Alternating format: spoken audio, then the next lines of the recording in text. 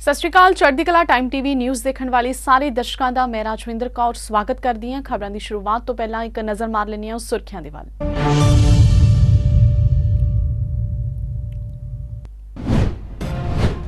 पाकिस्तान ने चमड़ा फैक्ट्रियां का जहरीला पानी भारतीय सरहद च छड्डिया। किसानां दे खेतां च दाखिल हो रहा जहरीला पानी, लोकां च बीमारियां फैलण दा खदशा।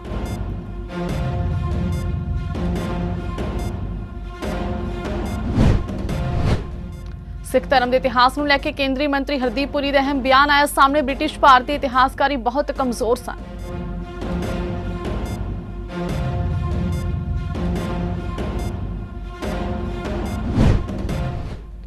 शरदा वालकर कतलकांड जही एक होर वारदात, किराएदार औरत की लाश के किते टुकड़े। पुलिस ने शेयर कारोबारी मोहन नूं कीता गिरफ्तार।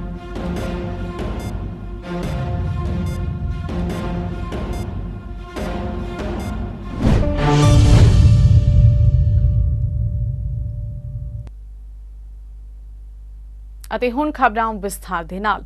ਸਮੇਂ-ਸਮੇਂ ਤੇ ਪਾਕਿਸਤਾਨ ਦੀਆਂ ਚਮੜਾ ਫੈਕਟਰੀਆਂ ਦਾ ਜ਼ਹਿਰੀਲਾ ਪਾਣੀ ਸਤਲੁਜ ਦਰਿਆ ਵਿੱਚ ਸੁੱਟਿਆ ਜਾਂਦਾ ਹੈ, ਜਿਸ ਕਾਰਨ ਕਈ ਵਾਰ ਹਜ਼ਾਰਾਂ ਮੱਛੀਆਂ ਮਰ ਜਾਂਦੀਆਂ ਨੇ ਤੇ ਅਜਿਹੇ ਜ਼ਹਿਰੀਲੇ ਪਾਣੀ ਕਾਰਨ ਸਤਲੁਜ ਦਰਿਆ ਦੇ ਨਾਲ ਲੱਗਦੇ ਕਈ ਸਰਹੱਦੀ ਪਿੰਡਾਂ ਦੇ ਲੋਕ ਕੈਂਸਰ, ਚਮੜੀ ਰੋਗ ਤੇ ਹੋਰ ਬਹੁਤ ਸਾਰੀਆਂ ਭਿਆਨਕ ਬਿਮਾਰੀਆਂ ਦੇ ਸ਼ਿਕਾਰ ਹੋਏ ਨੇ ਤੇ ਬਹੁਤ ਸਾਰੇ ਬੱਚੇ ਮੰਦਬੁੱਧੀ ਹੋਏ ਨੇ। ਸਮੇਂ-ਸਮੇਂ ਤੇ ਸਰਹੱਦੀ ਲੋਕ ਇਹ ਸ਼ਿਕਾਇਤ ਸਰਕਾਰਾਂ ਦੇ ਧਿਆਨ ਵਿੱਚ ਲਿਆਉਂਦੇ ਰਹਿੰਦੇ ਨੇ, ਪਰ ਅੱਜ ਤੱਕ ਇਸ ਸਮੱਸਿਆ ਦਾ ਕੋਈ ਹੱਲ ਨਹੀਂ ਹੋਇਆ। ਸੂਤਰਾਂ ਤੋਂ ਮਿਲੀ ਜਾਣਕਾਰੀ ਅਨੁਸਾਰ ਇੱਕ ਵਾਰ ਫਿਰ ਪਾਕਿਸਤਾਨ ਵੱਲੋਂ ਕਸੂਰ ਦੀਆਂ ਚਮੜਾ ਫੈਕਟਰੀਆਂ ਦਾ ਰਸਾਇਣਿਕ ਜ਼ਹਿਰੀਲਾ ਪਾਣੀ ਭਾਰਤੀ ਸਰਹੱਦ 'ਚ ਛੱਡਿਆ ਗਿਆ ਹੈ ਤੇ ਕੁਝ ਕਿਸਾਨਾਂ ਨੇ ਦੱਸਿਆ ਹੈ ਕਿ ਇਹ ਛੱਡਿਆ ਜ਼ਹਿਰੀਲਾ ਪਾਣੀ ਉਹਨਾਂ ਦੇ ਖੇਤਾਂ ਵਿੱਚ ਦਾਖਲ ਹੋ ਰਿਹਾ ਹੈ, ਜਿਸ ਕਾਰਨ ਉਹਨਾਂ ਦੀਆਂ ਫਸਲਾਂ ਦਾ ਵੀ ਨੁਕਸਾਨ ਹੋ ਸਕਦਾ ਹੈ ਤੇ ਇੱਥੇ ਰਹਿਣ ਵਾਲੇ ਲੋਕ ਕਈ ਤਰ੍ਹਾਂ ਦੀਆਂ ਭਿਆਨਕ ਬਿਮਾਰੀਆਂ ਦਾ ਸ਼ਿਕਾਰ ਵੀ ਹੋ ਸਕਦੇ ਨੇ। ਲੋਕਾਂ ਦਾ ਕਹਿਣਾ ਹੈ ਕਿ ਇਸ ਸਮੱਸਿਆ ਦੇ ਹੱਲ ਲਈ ਭਾਰਤ ਸਰਕਾਰ ਨੂੰ ਤੁਰੰਤ ਪਾਕਿਸਤਾਨ ਸਰਕਾਰ ਨਾਲ ਗੱਲ ਕਰਨੀ ਚਾਹੀਦੀ ਹੈ ਤੇ ਪਾਕਿਸਤਾਨ ਨੂੰ ਕਸੂਰ ਦੀਆਂ ਚਮੜਾ ਫੈਕਟਰੀਆਂ ਦਾ ਜ਼ਹਿਰੀਲਾ ਪਾਣੀ ਭਾਰਤੀ ਸਰਹੱਦ ਵਿੱਚ ਛੱਡਣ ਤੋਂ ਰੋਕਿਆ ਜਾਵੇ।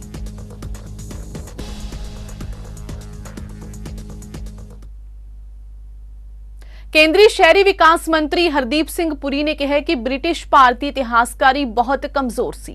उन्होंने कहा कि इतिहास का विद्यार्थी होने के नाते मैनूं लगता है कि सानूं हमेशा ये पूछना चाहिए कि इतिहास किसने लिखिया। मुगल काल च मुगल शासकों ने अपने नज़रिए तो इतिहास लिखिया सी, ये लोगों का नज़रिया नहीं सी, इसनूं हिस्टोग्राफी कहा जाता है। केंद्रीय मंत्री ने कहा कि खास तौर पर ब्रिटिश इंडियन हिस्टोग्राफी विच बहुत कमी सी। सिखां दे इतिहास ते गंभीरता नाल काम शुरू करन दी लोड़ है ते जेकर तुसीं उस समय दे इतिहास नूं पढ़दे हो ते वेखदे हो कि इसनूं किहने लिखिया तां इह स्पष्ट है कि इसदा साडे द्वारा सही ढंग नाल विरोध नहीं किया गया सी।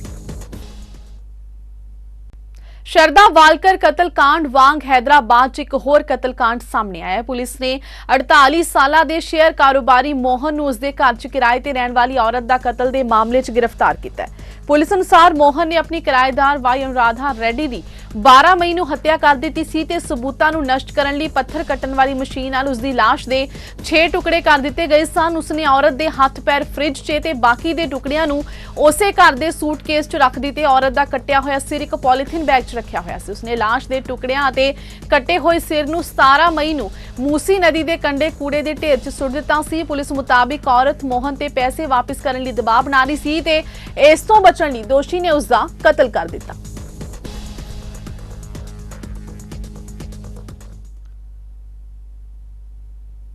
अंतरराष्ट्रीय श्री गुरु रामदास हवाई अड्डे ते तैनात एक मुलजम ने चैकिंग दौरान लंडन जा रही एक बुजुर्ग महिला के गहने लुट ले।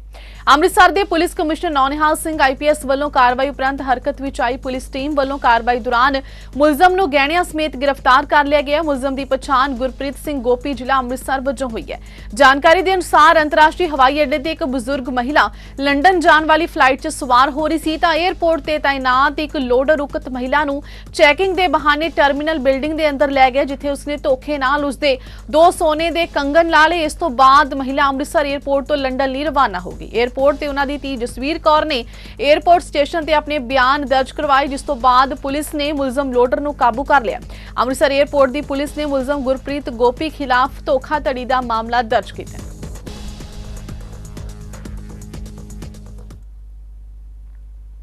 ਬੀਤੇ ਦਿਨੀ ਜਲੰਧਰ ਵਿੱਚ 2000 ਰੁਪਏ ਦੇ ਨੋਟਾਂ ਨੂੰ ਲੈ ਕੇ ਸਕ੍ਰੈਪ ਡੀਲਰਾਂ ਤੇ ਫੈਕਟਰੀ ਮਾਲਕਾਂ ਵਿਚਾਲੇ ਖੂਨੀ ਲੜਾਈ ਹੋਈ ਸੀ।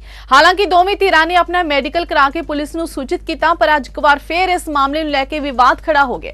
ਸਕ੍ਰੈਪ ਡੀਲਰ ਰਾਮ ਸੰਜੀਵਨ ਨੇ ਦੋਸ਼ ਲਾਇਆ ਕਿ ਫੈਕਟਰੀ ਮਾਲਿਕ ਆਪਣੇ ਸਾਥੀਆਂ ਨੂੰ ਗੁਲਮੋਹਰ ਸਿਟੀ ਲੈ ਕੇ ਆਏ, ਜਿਸ ਤੋਂ ਬਾਅਦ ਉਸਦੇ ਵੱਲੋਂ ਉਸਦੇ ਸਾਥੀਆਂ ਨੇ ਉਸਤੇ ਤੇਜ਼ਧਾਰ ਹਥਿਆਰਾਂ ਨਾਲ ਹਮਲਾ ਕਰ ਦਿੱਤਾ।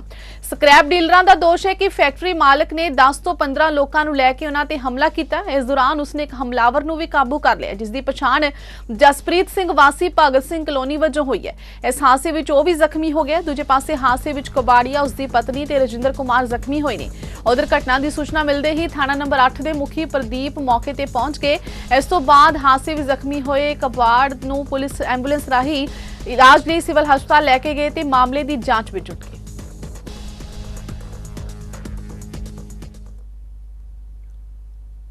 ਜੰਗਲਾਤ ਮੰਤਰੀ ਲਾਲਚੰਦ ਕਟਾਰੂ ਚੱਕ ਨੇ ਹਲਕਾ ਫਿਰੋਜ਼ਪੁਰ ਦਿਹਾਤੀ ਦੇ ਅਧੀਨ ਆਉਂਦੇ ਕਸਬਾ ਮਮਦੋਟ ਦੇ ਚੱਕ ਸਰਕਾਰ ਘੋੜਾ ਚੱਕ ਵਿਖੇ ਕਰੀਬ 80 ਲੱਖ ਰੁਪਏ ਦੀ ਲਾਗਤ ਨਾਲ ਬਣਾਈ ਜਾਣ ਵਾਲੀ ਤਾਰਬੰਦੀ ਦਾ ਨੀਂਹ ਪੱਥਰ ਰੱਖਿਆ।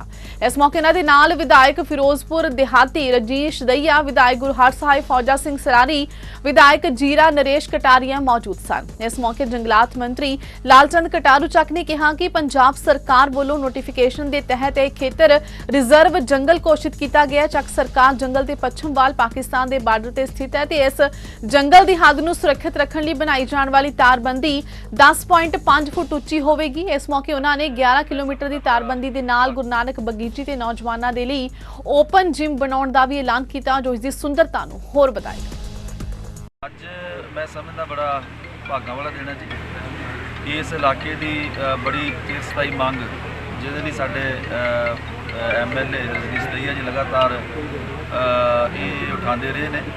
ਔਰ ਜਿਹੜਾ ਸਾਡਾ ਇਹ 1100 ਏਕੜ ਦਾ ਜੰਗਲ ਹੈ ਚੱਕ ਸਰਕਾਰ ਦਾ, ਇਹ 1100 ਏਕੜ ਦਾ ਜੰਗਲ ਤਾਂ ਹੈ, ਪਰ ਇਹਦੇ ਅੰਦਰ ਜਿਹੜੇ ਨੀਲਗਾਵਾਂ ਨੇ, ਸੂਰ ਨੇ, ਇਹ ਫਿਰ ਬਾਹਰ ਨਿਕਲ ਕੇ ਕਿਸਾਨਾਂ ਦੀ ਫਸਲਾਂ ਦਾ ਉਜਾੜਾ ਕਰਦੇ ਆ, ਨੁਕਸਾਨ ਕਰਦੇ ਆ। ਸੋ ਕਾਫੀ ਇਸ ਇਲਾਕੇ ਦੇ ਵਿੱਚੋਂ ਮੰਗ ਲਗਾਤਾਰ ਉੱਠਦੀ ਰਹੀ ਹੈ।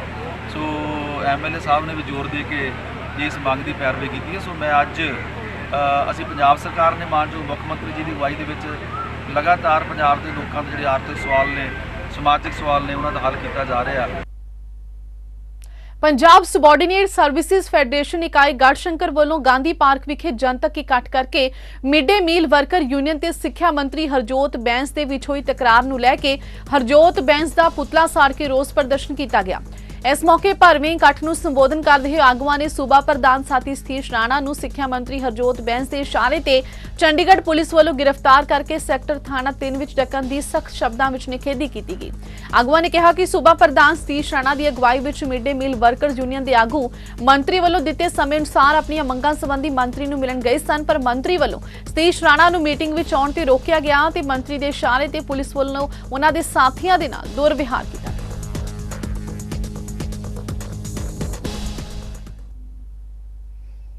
ਆੜਤੀ ਐਸੋਸੀਏਸ਼ਨ ਦੇ ਪ੍ਰਧਾਨ ਜਗਤਾਰ ਸਿੰਘ ਸਮਰਾ ਦੀ ਅਗਵਾਈ ਹੇਠ ਮਾਰਕੀਟ ਕਮੇਟੀ ਧੂਰੀ ਦੇ ਨਵ-ਨਿਯੁਕਤ ਚੇਅਰਮੈਨ ਰਾਜਵੰਤ ਸਿੰਘ ਕੁੱਲੀ ਦਾ ਸਨਮਾਨ ਕੀਤਾ ਗਿਆ। ਇਸ ਮੌਕੇ ਤੇ ਰਾਜਵੰਤ ਸਿੰਘ ਕੁੱਲੀ ਨੇ ਮਿਲੇ ਸਨਮਾਨ ਬਦਲੇ ਸਮੁੱਚੇ ਆੜਤੀ ਭਾਈਚਾਰੇ ਦਾ ਧੰਨਵਾਦ ਕਰਦਿਆਂ ਕਿਹਾ ਕਿ ਪੰਜਾਬ ਸਰਕਾਰ ਦਾ ਧੰਨਵਾਦ ਕਰਦੇ ਨੇ, ਜਿਨ੍ਹਾਂ ਨੇ ਉਹਨਾਂ ਨੂੰ ਮਾਰਕੀਟ ਕਮੇਟੀ ਧੂਰੀ ਦਾ ਚੇਅਰਮੈਨ ਨਿਯੁਕਤ ਕੀਤਾ। ਇਸ ਮੌਕੇ ਤੇ ਆੜਤੀ ਐਸੋਸੀਏਸ਼ਨ ਦੇ ਪ੍ਰਧਾਨ ਜਗਤਾਰ ਸਿੰਘ ਸਮਰਾ ਨੇ ਕਿਹਾ ਕਿ ਜੋ ਪਿਛਲੇ ਲੰਮੇ ਸਮੇਂ ਤੋਂ ਕੰਮ ਲਟਕ ਰਿਹਾ ਸੀ, ਉਸ ਨੂੰ ਅੱਜ ਪੂਰਾ ਕੀਤਾ ਜਾ ਰਿਹਾ।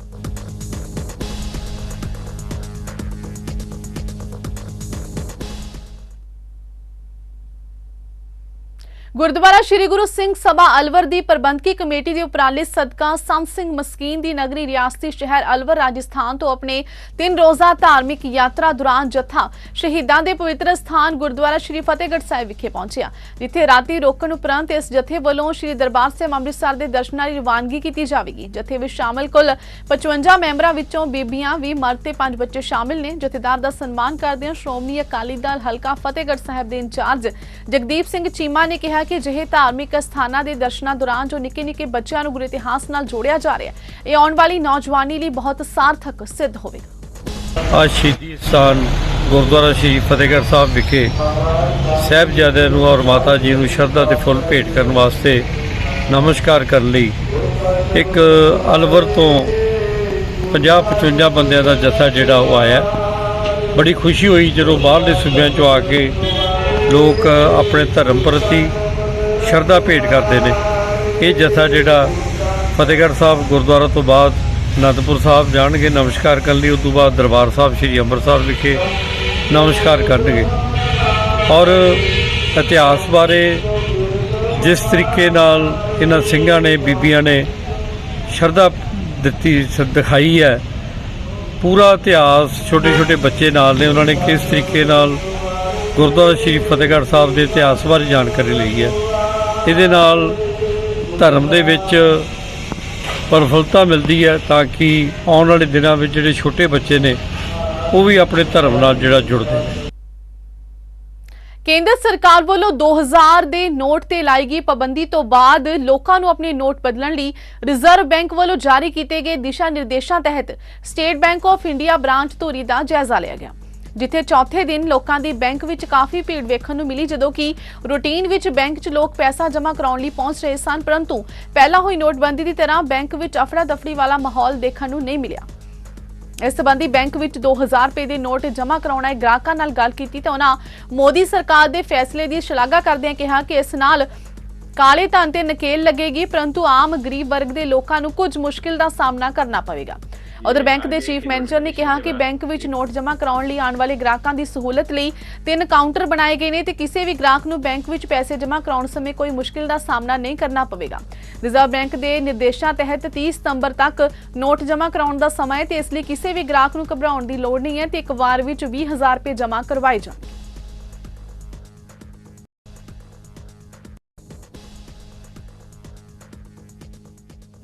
ये आरबीआई की नोटिफिकेशन के बाद ये प्रक्रिया स्टार्ट हुई है नोट बदलने की, तो अभी 3-4 दिन हो गए हैं। तो हमने लगभग 10 लाख के करीबन चेंज कर दिया होगा अभी तक। तो इसमें 2 सुविधाएं हैं सर। आप एक तो नोट चेंज कर सकते हैं, मतलब स्वाइप कहते हैं उसको, डिनोमिनेशन स्वाइप करना। तो एक बार में आप मैक्सिमम 10 नोट बदल सकते हैं, 20,000 अमाउंट हो गया। और जमा आप कितने भी करा सकते हैं, जमा पे कोई सीलिंग नहीं है। बैंक से ये 2000 रुपये के नए नोट बाहर नहीं हो पाएंगे, ये बैंक के अंदर ही रहेंगे। तो हम पब्लिक में इसका डिस्ट्रीब्यूशन नहीं कर रहे हैं। और 30 सितंबर 2023 तक इसका बदलने का डेट है। आप एक्सचेंज भी करवा सकते हैं और बैंक में डिपॉजिट करवा। ਲੁਧਿਆਣਾ ਦੇ ਗਿਆਸਪੁਰਾ ਚੌਂਕ ਵਿੱਚ ਇੱਕ ਟਿੱਪਰ ਚਾਲਕ ਨੇ ਸਾਈਕਲ ਸਵਾਰ ਔਰਤ ਤੇ ਇੱਕ ਵਿਅਕਤੀ ਨੂੰ ਕੁਚਲ ਦਿੱਤਾ, ਜਿਸ ਕਾਰਨ ਦੋਵੇਂ ਗੰਭੀਰ ਰੂਪ ਵਿੱਚ ਜ਼ਖਮੀ ਹੋ ਗਏ। ਦੋਵੇਂ ਸਾਈਕਲ ਤੇ ਜਾ ਰਹੇ ਸਨ ਪਰ ਪਿੱਛੇ ਤੋਂ ਆਏ ਡਰਾਈਵਰ ਨੇ ਉਹਨਾਂ ਨੂੰ ਟੱਕਰ ਮਾਰ ਦਿੱਤੀ, ਜਿਸ ਕਾਰਨ ਉਹਨਾਂ ਦੇ ਸਾਈਕਲ ਦਾ ਸੰਤੁਲਨ ਵਿਗੜ ਗਿਆ ਤੇ ਦੋਵੇਂ ਹੇਠਾਂ ਡਿੱਗ ਗਏ, ਜਿਸ ਤੋਂ ਬਾਅਦ ਟਿੱਪਰ ਚਾਲਕ ਮੌਕੇ ਤੋਂ ਫਰਾਰ ਹੋ ਗਿਆ। ਦੋਵੇਂ ਜ਼ਖਮੀਆਂ ਦੀ ਹਾਲਤ ਨਾਜ਼ੁਕ ਦੱਸੀ ਜਾਂਦੀ ਹੈ, ਜਿਨ੍ਹਾਂ ਨੂੰ ਨਜ਼ਦੀਕੀ ਹਸਪਤਾਲ ਵਿੱਚ ਦਾਖਲ ਕਰਵਾਇਆ ਗਿਆ। ਇਸ ਦੌਰਾਨ ਪੁਲਿਸ ਵੱਲੋਂ ਮੌਕੇ ਤੇ ਪਹੁੰਚ ਕੇ ਮਾਮਲੇ ਦੀ ਜਾਂਚ ਕੀਤੀ ਜਾ ਰਹੀ ਹੈ।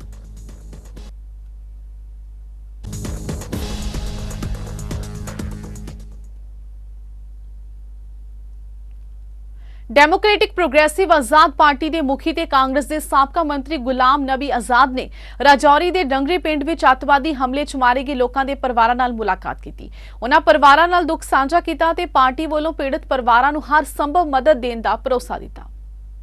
ये तो बहुत ही दुखदायक बात है कि इस एरिया में हर महीने कोई न कोई घटना पिछले कुछ सालों से हो रही थी। मिलिटेंसी जहां बाकी स्टेट के हिस्सों में तकरीबन ख़त्म हो गई है, लेकिन राजौरी डिस्ट्रिक्ट में दोबारा से 1-2 साल से जो घटनाएं हो रही हैं वो चिंता का विषय है हम सब के लिए और यहाँ के इलाकों के लिए। लेकिन यह है कि खौफ है, डर है यहाँ, और यहाँ सबसे ज़्यादा ज़रूरत इस वक्त है कि बीडीसी को मजबूत किया जाए और सिक्योरिटी फोर्सेस की यहाँ ज़रूरत है जो परमानेंटली यहाँ रहें इस पूरे रीजन में। ये बड़ा रिज है और वैली जैसी है, बॉर्डर एरिया है। और दूसरी जो कहने की है कि आज तक पता नहीं चला इसके बारे में, और इंटेलिजेंस की ज़रूरत है बढ़ाने की, लोकल इंटेलिजेंस भी और आर्मी इंटेलिजेंस भी और पुलिस इंटेलिजेंस भी, कि इस तरह की घटनाएं ना हो। ਸ਼ਾਮ ਪੁੰਛ ਜ਼ਿਲ੍ਹੇ ਦੇ ਕਸਬਾ ਸੈਕਟਰ ਦੇ ਜੰਗਲੀ ਖੇਤਰ ਵਿੱਚ ਬਾਰੂਦੀ ਸੁਰੰਗ ਵਿੱਚ ਧਮਾਕਾ ਹੋਇਆ। ਇਸ ਧਮਾਕੇ ਵਿੱਚ 24 ਸਾਲਾ ਮੁਹੰਮਦ ਜਾਵੇਦ ਪੁੱਤਰ ਮੁਹੰਮਦ ਸ਼ਰੀਫ ਗੰਭੀਰ ਰੂਪ ਨਾਲ ਜ਼ਖਮੀ ਹੋ ਗਿਆ, ਜਿਸ ਨੂੰ ਜ਼ਿਲ੍ਹਾ ਹਸਪਤਾਲ ਪੁੰਛ ਵਿਖੇ ਦਾਖਲ ਕਰਵਾਇਆ ਗਿਆ, ਜਿੱਥੇ ਉਸ ਦਾ ਇਲਾਜ ਚੱਲ ਰਿਹਾ ਹੈ। ਇਹ ਧਮਾਕਾ ਕਿਵੇਂ ਹੋਇਆ, ਇਸ ਦੇ ਕਾਰਨਾਂ ਦੀ ਜਾਂਚ ਕੀਤੀ ਜਾ ਰਹੀ ਹੈ।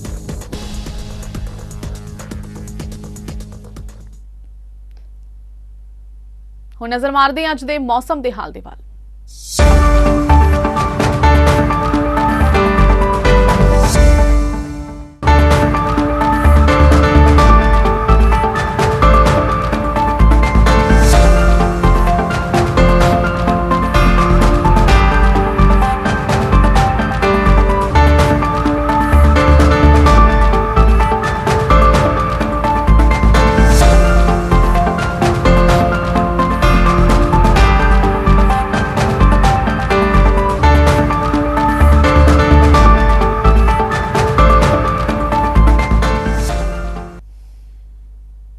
ਇਸ ਦੇ ਨਾਲ ਹੀ ਖਬਰਾਂ ਦਾ ਸਿਲਸਿਲਾ ਇੱਥੇ ਹੀ ਸਮਾਪਤ ਹੁੰਦਾ ਹੈ। ਨਵੀਆਂ ਤੇ ਤਾਜ਼ਾ ਖਬਰਾਂ ਦੇ ਨਾਲ ਫਿਰ ਹਾਜ਼ਰ ਹੋਵਾਂਗੇ। ਤਦ ਤੱਕ ਲਈ ਦਿਓ ਇਜਾਜ਼ਤ। ਧੰਨਵਾਦ।